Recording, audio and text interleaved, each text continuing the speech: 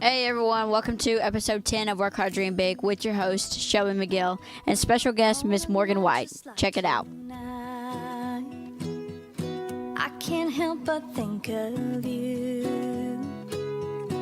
Sweet memory blows my way of all our yesterdays underneath the same old moon. I keep trying to move on, but my heart keeps going back. Sometimes it don't happen twice. Find true love in your life. Yeah, babe, that's what we had. I should have held on, lived on a song, a fairy tale romance. I know it's hard to forget how I let you slip right. Download or stream Morgan White's music now. Thanks for listening, y'all. One shot at a second chance.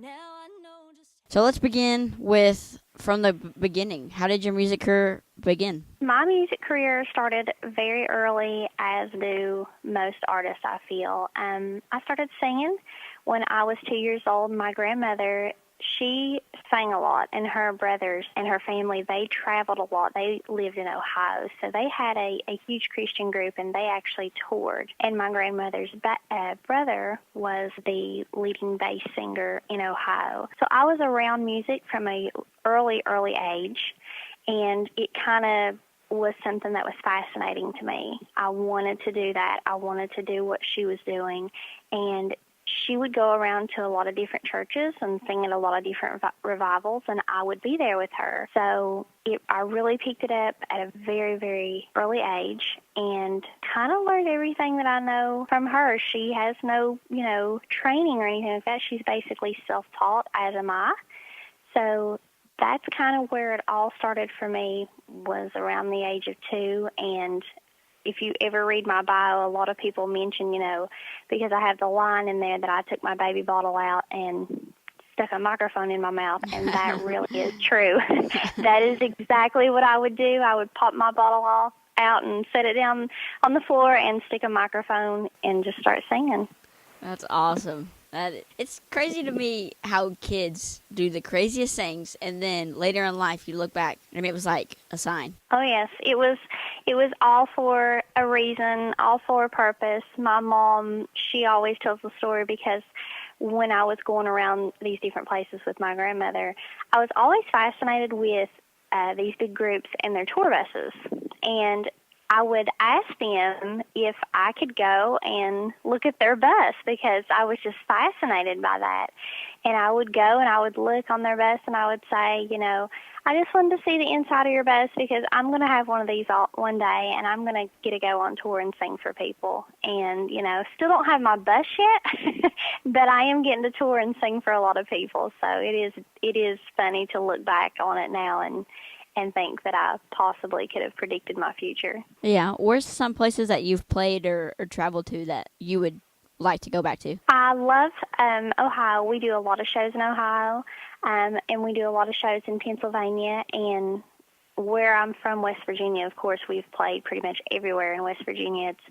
It's funny that when I started touring, I hadn't seen a lot of my home state. But since I've started doing this, I have got to go to some amazing places, and of course home is always one of my favorite places to play, but I'm a traveler, so I love getting to go and meet other people and talk to them and see how they live and stuff. And it's funny that no matter where you go, music kind of always brings everyone together. It's kind of the one common bond that we all have. So it's definitely exciting and fun to get to travel to all the good places that I get to go to.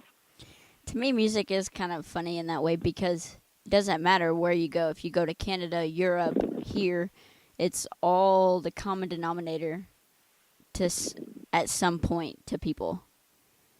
Absolutely. I mean, country music strikes a chord with everyone, so they know what you're going to sing, even if you're, on the other side of the world. I'm sure there's someone that's going to hear a song or know a song that I sing and they've heard it before. So that's one of my favorite things that I like about my job is, getting to connect with people on that kind of level. Country music tells a story that no other genre does, I believe. I'm a firm believer in that as well. Something about country music just soothes the soul. Can't go any other route. Right. Could you see? Oh, go ahead. It's stories. It's people's stories, and a lot of them, when I write a song, I write my stories as well as I try to hone in on other people's stories, and use stories of people that I know or can think of. And I think that is the big selling mark with country music is that, it's people's stories, and they like to hear that when you sing it. So yeah, see, this is kind of like my country music. So I can't sing. I play guitar some, but I can't sing. So doing this podcast is kind of my singing. I get to tell your story. So to me, that's my country music, if that makes sense. Absolutely. It makes total sense. And I always, appreciate getting to tell my stories, and I always appreciate the DJs and the people who do the interviews and stuff, because it does take my music to another level and lets me reach other people that I probably wouldn't get to reach without it. So I'm very grateful for that. I just think artists are neat. Like for someone to sit down and write a story, write a 3.5-minute song about most of the time something that you related to, and to share that with the world, to me it's like you would do that kind of deal. So It's neat. Could you see yourself doing anything else? No, not really. No, it's music. That's what I tell a lot of people. There came a time in my career when I quit and I kind of gave up on it. But you can, if you're a true artist and this is where your heart is, you will never be able to leave music ever, because it always stays with you and it's always something that you want to do and you have to do. So, eventually I found my way back, and, here I am. What do you think the hardest thing in country music is with rising artists? Well, the hardest thing to me right now, and I think that a lot of women would agree with me, is being a woman in country music. That is the hardest thing right now, I think, to break through that barrier and try to make yourself stand out among all of the men that play. And I'm not knocking the men. I think the men are fantastic. I think that a lot of them put out great material. Chris Stapleton, he's amazing. Wow. You can't do no better to me than your Chris Stapletons. Keith Urban, all of these men, they make their mark in country music, but it tends to be a little bit easier for them, I think. Yeah. And, we're seeing a lot of this in the music industry. I know a lot of women in the country music, they're kind of standing up and they're like, we need a place to shine. And our music is just as good if you would just give it a chance. And I think that right now, today in country music, that's a little bit harder is being a woman in this genre and trying to make yourself stand out. It's sad that it's that way. Tonight I'm actually going to see Maren Morris here in OKC, and I was talking to the venue there because I'm planning an event also, and it's just crazy. Yeah, it's just crazy how easy it is for men to sell tickets. It's like, put them on a billboard, they'll sell tickets. For women, it is. It's not as simple. You've got to, which is crazy because as emotional as we are, our stories are so much deeper, I feel like. We just put so much more meaning into it. I agree. And so, I agree. But to me, right now is the time to be in country music if you're a woman. I see a lot of big things happening for women in country music. And I'm not talking about your Carrie Underwood, your Miranda Lambert. Like, those people, they don't have to do anything. They're going to sell tickets no matter what you do. But you've got Jessie G, Megan Patrick, all these artists that I've talked to who are #1 in Canada, just putting out a new record, signing to, Redneck Records. All these things are happening. To me, right now is a great time to be in country music. Yes, country music, I don't mind the competition. It just makes me work harder. I'm a very competitive person, so I like to have to work for things. That doesn't bother me one bit, because in the end, if I get it, it's just going to make it that much worth it. Yeah. if it came easy, it wouldn't be, as worth it to me as, having to work for it and seeing the work that I'm doing pay off in the end. That's what is going to make it worth it for me. Yeah. So speaking of work paying off, I seen on She Wolf Radio, you're moving up. I'm moving up the charts, yes. Last week, I believe I was at number 18. So we're definitely moving up the charts. She Wolf Radio, I'm so grateful for them. I think that's really cool to have a radio station that plays all women. I think that's really amazing. And you're starting to see a trend with that. Bobby Bones, he's starting a station where it's all female. And I think that is so cool because it gives us a platform and it gives us a place where people can come and, hear our music. So, I think it's, like you said, there's definitely a tide changing in country music for women. So I'm looking forward to the next couple of years. Yeah, what's cool is your name is on there with bigger artists, like more known artists, Maren Morris, Cassidy Pope, Cassie Ashton, Jesse Pugh, Jess Lee. And so that's got to be a huge accomplishment for you. That's got to make you proud. It is a huge accomplishment, absolutely. When I seen the chart the first time and my name was on it, I noticed Raylan was on it. I noticed Maren was on it. These ladies I look up to. This is the next generation of country. So to be in that group was something that I was really, really, proud of and glad that my single, here it is, hanging in the charts with these ladies. So, yeah, it was definitely kind of a aha moment, like, wow. I'm sure it was. I'm right there beside these ladies, so. Yeah, I know I would be going crazy if that was my name up there. That'd be so cool. So what do you think it takes to write a song? I think you just need a good story. At first, when I started my music career, I was not a songwriter. I did my first album with a producer, and he basically sat down, and we just went through songs that he had wrote. And it was songs, I would listen to the song and be like, yeah, I can connect to that, and let's record that one. But when I got signed to the record label, that's when I actually started writing my own music. And I guess I was kind of a writer, like, my whole life. In school, I had won Young Writers Contest and awards and stuff for little stories that I would come up with and things like that. And I've always been a visual person when it comes to that. Like, I can put my thoughts down on paper really easy and make them kind of come off the paper, which is what I think a recipe for a good song is. So my first time writing for myself and writing a song for me, I had, got signed with the record label, and they had mentioned to me, that they would like me to write and to just try it. So it kind of like inspired me. And that night I went back to the hotel and I wrote my first song in like 3 minutes. I tried to sleep, and like every time I would lay my head down, a different line would come in, and it just like really, really, really flowed. And I was like, okay, this is really cool.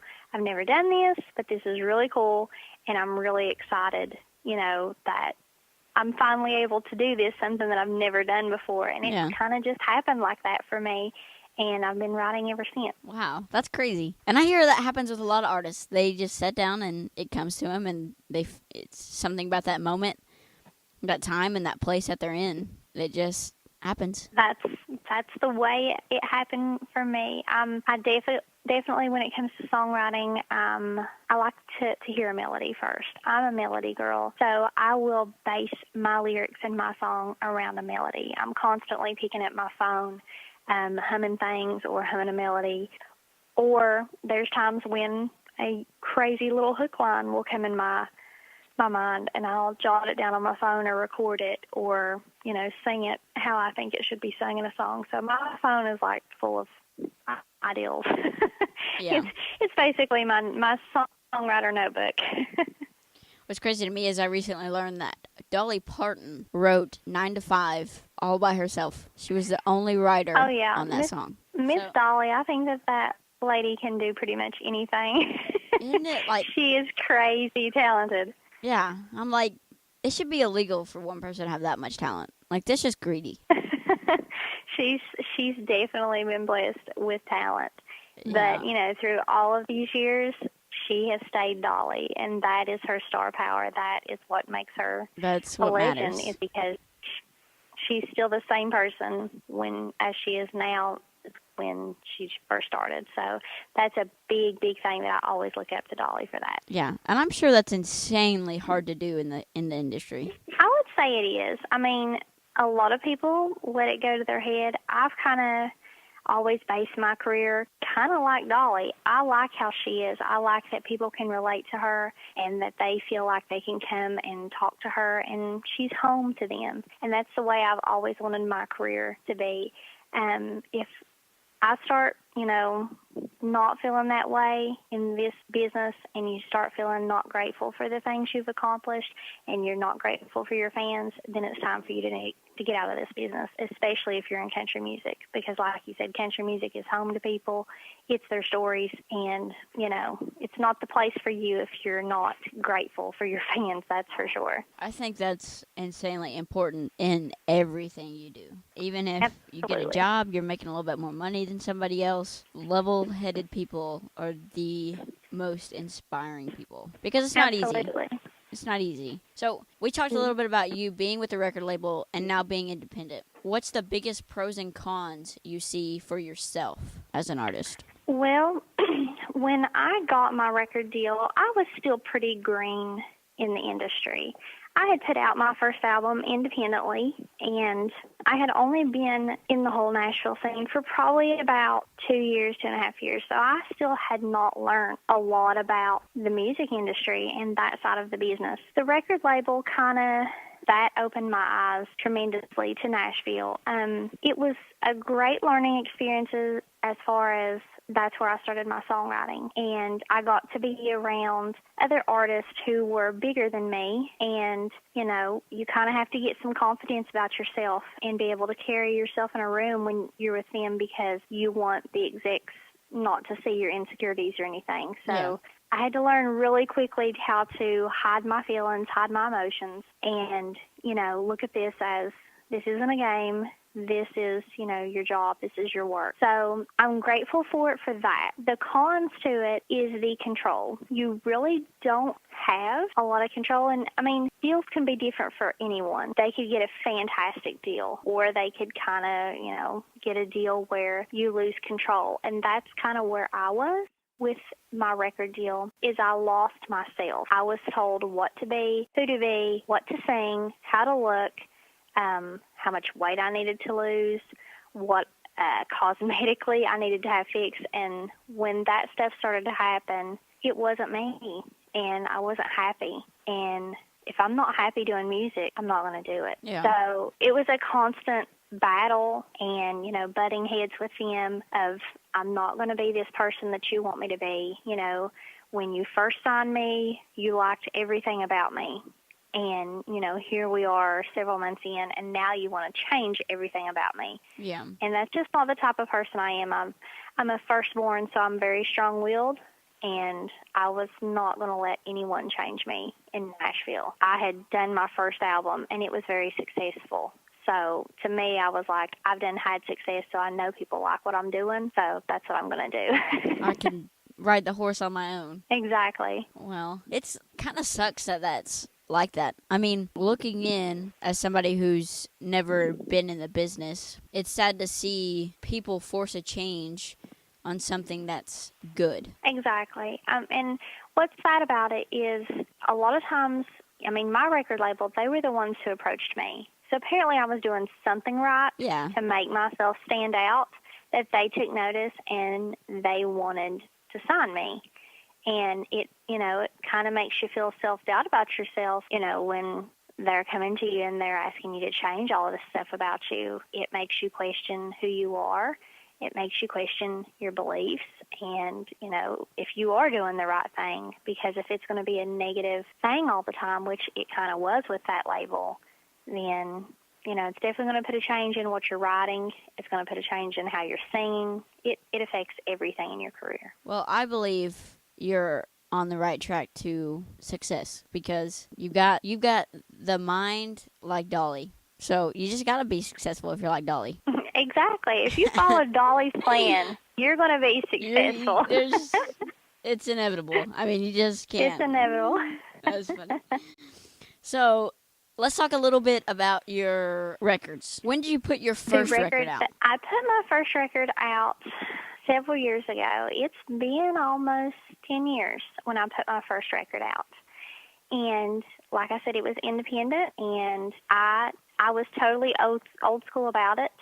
I Googled everything about the record industry and what you should do. So I sat down at my house, and after the record was done, I shoved it in envelopes, and I print out all the mailing labels to every single radio station that I could possibly think of. I would look it up and be like, okay, here's all of West Virginia's, here's all of Kentucky's, and I sent that CD out everywhere. And a couple weeks later, you always Google yourself. I don't think you've lived till you Googled yourself and could see what you could pull up. Yeah. But I Googled, and I pulled up that I was on Hot Country Radio's chart down in Carolina, and I was like, oh, well. So I clicked on that, and every week I went up and up on the chart till eventually I had the number one song for 12 weeks down there on Hot Country Radio. And it's kind of like She-Wolf Radio. They play bigger artists. They play Carrie Underwood. They play Brad Paisley. Wow. They play Reba.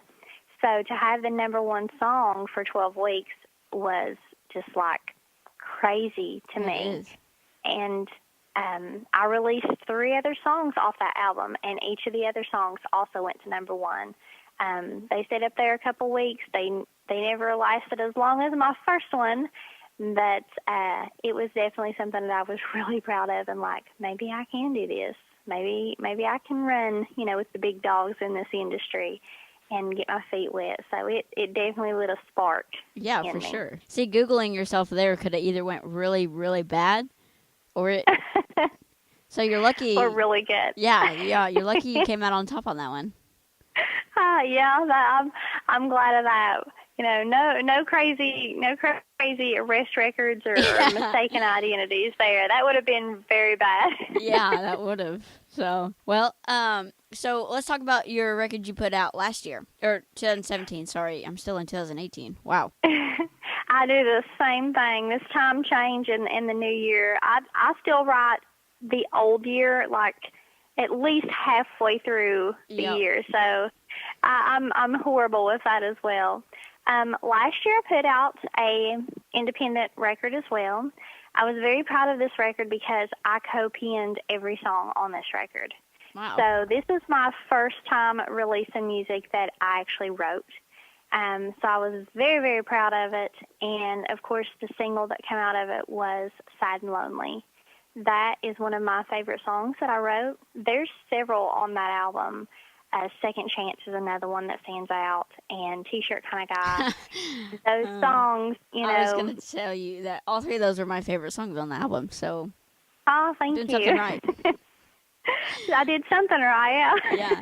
Let's talk about Sad and Lonely real quick. What was the reasoning for that single? Sad and Lonely was written about my husband as well as Second Chance and T-Shirt Kind of Guy. They were all written about my husband. My husband is my high school sweetheart, Wow. so we have a long history with each other, and we've done the breakups. We've done the getting back together. We've done all that stuff. So I had a lot of good writing material to write about when it came to my husband. So That's Sad what and men are Lonely, good for. Oh, yes. That Oh, right yes.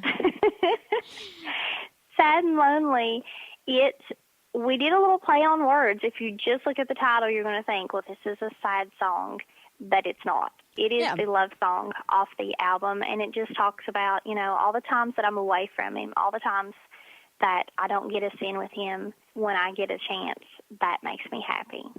He's my everything. He's my rock. He's my supporter in this business. So being away from him is definitely hard, but together we cherish the success that I have in it. And he's, my number one fan. He supports me and backs me in everything. So that song was definitely written for him. And every time I sing it, it makes me think of him. So I have a little piece of him wherever I'm at. If he gets to come to the shows, that's wonderful. But a lot of times he works so much that he doesn't get to come to a lot of my shows. So it's good to have a little piece of him with me. Yeah. How long have y'all been married? We have been married, it's coming up, oh Lord, he's going to kill me if he listens back to this. I think 13 years this July. Congratulations. Hopefully you got that 13 right. years this July. Yes, I'm pretty sure I got it right. That's funny. So your new album that you're working on, let's talk about that. Yes. Tell me all your secrets. I'm very, very excited about this new, I won't call it an album. I've started, I see that a lot of these artists are releasing singles. I love to keep my fans entertained, and I love to give them new music. And albums, when I started working with this new producer, Sal, his name is Sal Averi. He is amazing. When I started working with him, he kind of mentioned to me, what do you think about, releasing a single every 6 months or every 8 months and, keep your fans having new material in their hands. And I thought that was so smart because although I love making an album, once you release it, it's out there. Yeah. And then, a lot of artists, they spend a year, maybe 2, maybe more, getting more material to go back in the studio and make another album. So I like the thought of releasing a single every couple of months, and I think that that's probably going to be the game plan from here on out. But this new single is awesome. I'm come in contact with Sal probably about a year and a half ago. I had him on Facebook as a friend. He had added me, and he just kind of casually, reached out to me and was like, hey, if you ever want to do anything new or if you ever start making new music again, give me a call. I would love to work with you and see what we could come up with. And this is so funny because if he listens to this back, he's going to kill me. But at the time, I didn't think anything of it because I get a ton of those messages a day from producers or people who say they're producers. And you never know. With social media, it's very hard to pick out the real ones from the fake ones. Yeah. So I really didn't give it a second thought. I was like, yeah, okay, So a couple months later, I'm scrolling back through my messages, and I'm like, I'm going to check him out. And when I checked him out, I was like, oh, my goodness. This man has worked with everyone. He's worked with Lady Antebellum. He's worked with Carrie Underwood. He's worked with Parmalee. He's worked with High Valley. This is crazy. This guy is legit. He is the real deal. So after I did a lot of research on Sal, I knew that the next step was to reach out to him and talk to him. So I did. And instantly, when someone's a good person, you can get a good vibe from him. Yeah. And he's a fantastic person. And I knew with talking to him that we both had a common goal, and he really had the stuff to help me. And he was different from anybody else that I had worked with in the fact that Sal is not a yes man. And that is something in this business that can kind of hurt you. If you have people around you all the time that's like, oh, you're so wonderful, you're so great, and everything that you do is just perfect. Yeah. Those people can hurt you because they're never going to tell you the truth. Yep. They're never going to tell you what you need to work on. They're never going to criticize you. And you need a little bit of criticism to make yourself better. Yeah, there's so always room for improvement. I love that about Sal because he had, he asked me about songwriting and all of this stuff, and he asked me several questions that I had never been asked before. And one of which he was like, what type of artist are you? What is your brand? I've never been asked that. I could not tell him, and it's embarrassing to look back now, as I couldn't tell him who Morgan White was. I would just tell him, oh, I like this kind of music and this kind of music. And he's like, it's too broad. What is your brand? What is going to sell you? And it took me a long time, a couple months, to figure that out because me being a musical person, I love music. I love all different kinds of music. If you come to my show, you're going to get a good mix of everything from country to rock to pop to bluegrass because I love all genres of music. So it took me a while to figure out my brand in country music. And, the next question he asked me was, are you the type of artist that only wants to sing your material, or are you good with if you find a good song, you'll record it? And immediately I knew the answer to that. If it's a good song, I'm going to record it. Doesn't matter if I wrote it. I've had songs, that other artists have cut that if it's a good song, I'm going to sing it. It doesn't matter who wrote it. As long as I can connect with it and it fits me and it fits my brand, then, yeah, it's going to get recorded. So we immediately started looking. He looked into my catalog and things that I had wrote, and then he said, let me send you some stuff that I found. So he did, and one of the songs that he sent me is going to be the brand new single that I'm going to be releasing here in a couple months. Super excited about it, and I cannot wait for people to hear this because it is totally on a different scale, I think, from what you've heard from me in the past. So Yeah. I am super excited about this. So you said a couple months? Yeah, I'm thinking about the next 3 months, 3 to 4 months. I'm getting everything lined out with the promotion. Here in a week, I'm getting ready to do all the promo shots for it, and we're getting ready to set up doing a music video for it. So trying to get all my ducks in a row, and it will be out there hopefully this summer. Well, congratulations. I'll definitely keep an eye out for it and share it as much as I possibly can with my local I would radio appreciate stations. that. So, would appreciate that greatly. yeah, that's anytime. But so how long have you been working on this new album? Or This new album, singles? this new single, I went down in December. Me and Sal started working on it, I want to say around June. We started looking for songs, and we agreed on what I would record. He really listened to me, and I listened to him and wanted to learn a lot from him because he's definitely been in the game a lot longer than I have, and he's worked with really big people. So he's that type of person that when you're around him, you want to be a sponge and absorb everything because what he's telling you is words of wisdom. Yeah. So we started in June looking for the song, and then in December I went down and recorded it, and by beginning of January I had it, and it was in my hands, it was finished, it was complete, and I just can't wait for everyone to hear this. Does it ever get devastating in a long, strung-out process like that? Do you ever feel overwhelmed or like it's never going to get here? In a way you do. I mean, I knew like the end result was going to be fantastic. But of course you're always going to worry when you put out something new if people like it. Yeah. That's the biggest fear from artists is, are you going to like this? Because I put my heart and soul into it. I like it. I think it's great, but I hope everybody else likes it. Yeah. So it's a vulnerable moment. I think that especially if it was your song that you wrote. This one I didn't write. But it has 3 amazing writers on it. Carly Pierce is one of them, and Joel Shoemake and Allison Veltz.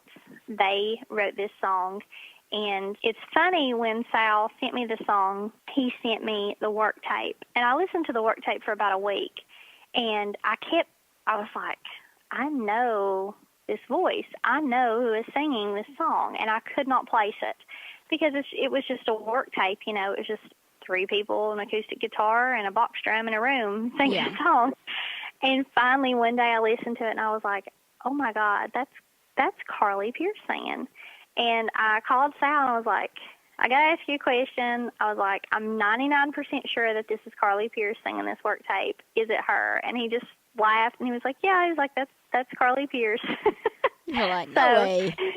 Yeah, I was like, okay, because, all the songs that he sent me, he never told me who wrote the songs unless it was, one of the top contenders. I would ask him who wrote it. But I went with this song because Carly is a Kentucky girl. Yeah. Her life is very similar as far as upbringing stuff as mine. We're both very country, and we both have a Southern twang about us when we talk, and I really love the stuff that she's putting out right now. I think she's so smart in everything that she's putting out, and I think that her career, it's amazing to look at. She is definitely, a big contender and up and coming in the country music world for women. Yeah, she seems super sweet. Definitely, I see being the next generation. Also, there's going to be, I hope there's a huge generation of women that just come up, overpower all the men, and we run all the men out of business. Well, we can't run them all out. Some I guess of them we can are keep keepers. 1 or 2. We'll keep Chris Stapleton. We need to keep, yeah. That's we about need the to only keep one. Chris for sure. Yeah, we'll keep him. isn't it crazy that he started writing before he ever started recording songs? I think that most of the artists, I know Sam Hunt, he's another one that did that. Jake Owen, I think that that's a big thing now in these guys' careers. They're writing great material for other people. I would assume that they're holding back their good stuff for them. Yeah. But I think that that's kind of like the trend now in country music. Is you start off as a songwriter and then you just shoot to superstardom.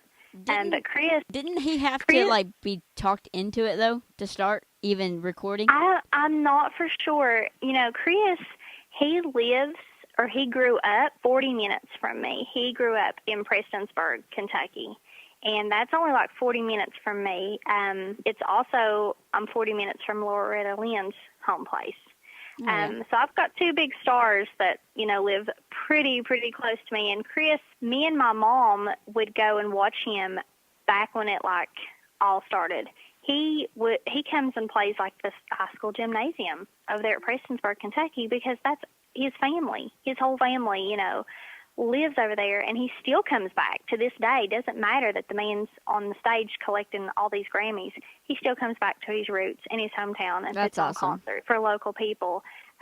So I knew about Chris Stapleton well before he started with the Grammys. My mother was the one who first brought my attention to Chris Stapleton, and she was like, "You're just not going to believe this. This man can sing like nobody's business, and the songs that he's writing is crazy." So oh my gosh, when I insane. listened to his album, I was like blown away, and I knew it was going to be a matter of time before he blew up.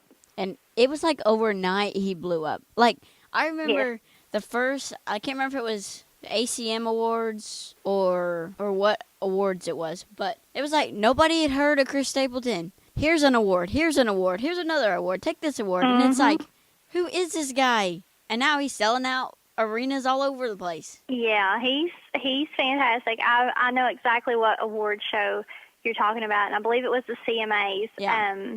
Because I thought it was so funny that Miranda Lambert got up there and she had made the comment, after Chris Stapleton performed, "I'm going to go home and practice," because I could not imagine, taking the stage after him. No. He would be like taking the stage after Carrie Underwood. Yeah. I would be like, I'm just no, gonna go that's home. okay. I think I'll pass. Yeah, I'm just going to go home, crawl in bed.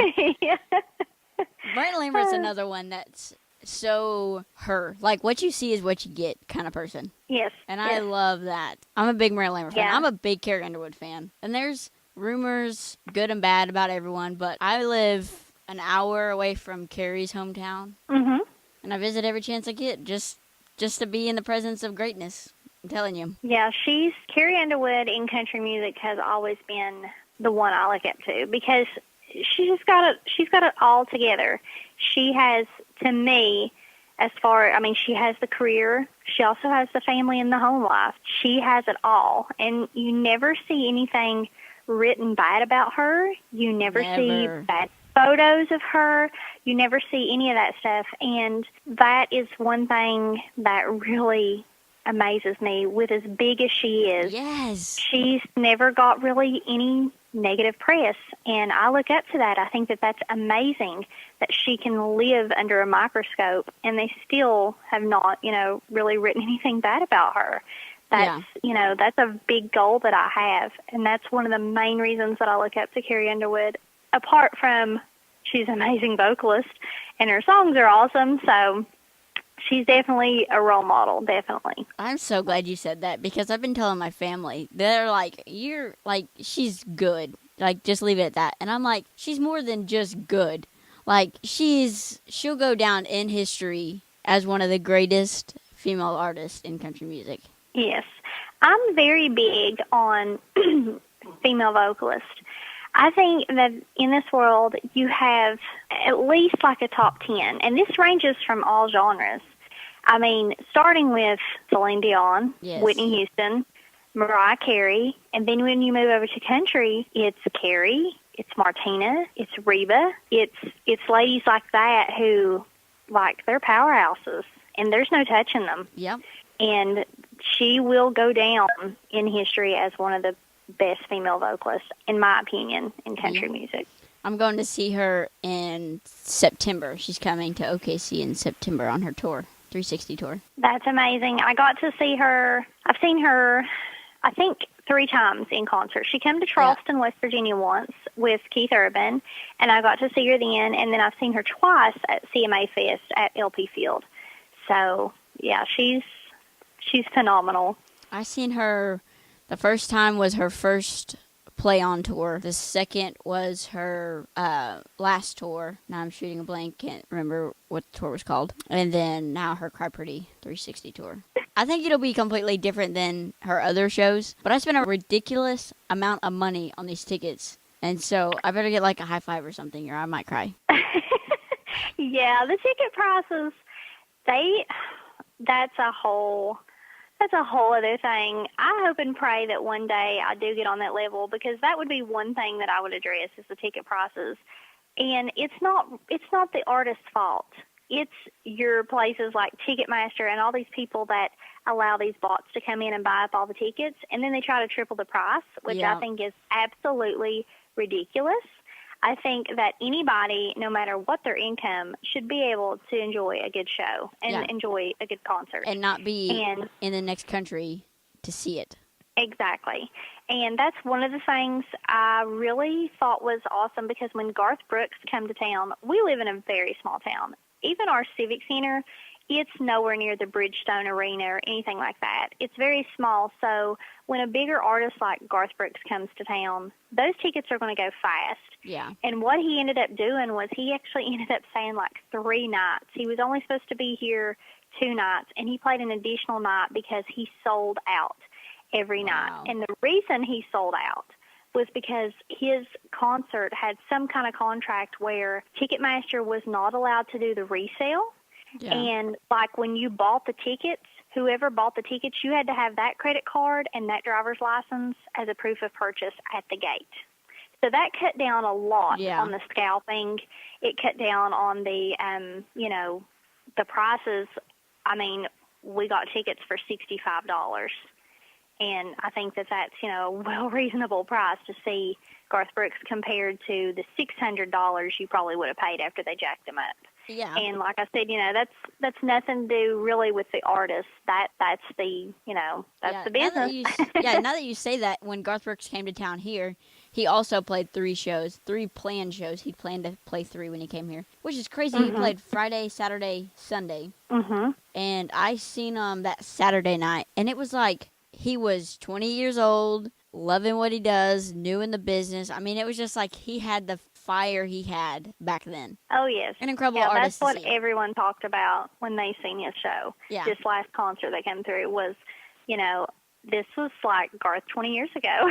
Yeah. It was like seeing him then. So that's amazing that he's been able to keep that up through his whole career. Yeah, and he sold out all 3 shows here at Chesapeake. Chesapeake is huge. Wow. Sold them out. It was crazy. But I'm going to ask you a couple questions, and we could sit here and talk all day about all these amazing artists. But I don't want to keep you too long on your Saturday. But a couple questions. If you could perform with one artist, who would it be? Oh, tough one. Can I choose a male and a female? Can I do that? Yeah, you can do male and female. Definitely Chris Stapleton and Carrie Underwood. Easy if I can choose a male and a female. Yeah. I love you so much just for being as big of a fan as I am. Like, that means something to me. Second question is, if you had one superhero power, what would your superhero power be?